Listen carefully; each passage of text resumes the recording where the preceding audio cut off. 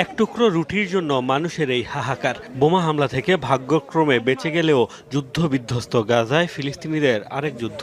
মাইলের পর মাইল হেঁটে স্বজাতির মানুষের সাথে রীতিমতো প্রতিযোগিতা করে সংগ্রহ করতে হয় খাবার। এখানকার পরিস্থিতি খুবই শোচনীয়।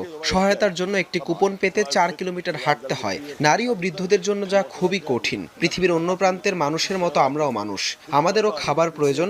রাজপ্রাসাদ বিলাসিতা চাই না, শুধু ক্ষুধা নিবারণের জন্য খাবার চাই।